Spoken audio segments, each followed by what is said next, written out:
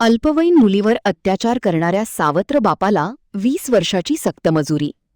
अल्पवयीन मुलीवर दीर्घकाळ लैंगिक अत्याचार करणाऱ्या सावत्र बापाला कोल्हापूर जिल्हा व सत्र न्यायालयाने 20 वर्षाची सक्तमजुरी शिक्षा सुनावत कठोर संदेश दिला आहे. प्रमुख जिल्हा व सत्र न्यायाधीश श्रीमती कविता बी अग्रवाल यांनी हा महत्त्वपूर्ण निकाल दिला.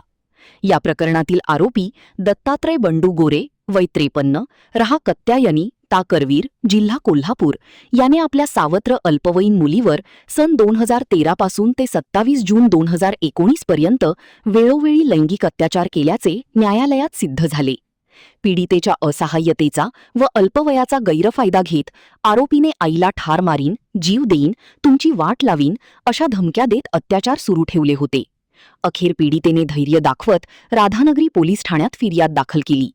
त्यानुसार आरोपीविरुद्ध भारतीय दंडविधान कलम 376, 504, 506 तसेच पोक्सो कायदा 2012 अंतर्गत विविध कलमान्वये गुन्हा दाखल करण्यात आला.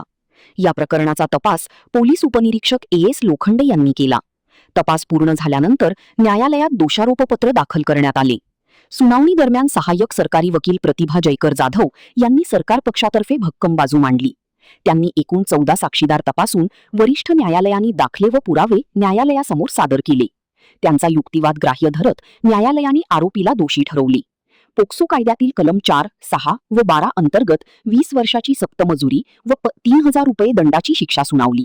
महान कार्य न्यूजसाठी विजय बकरे, राधानगरी.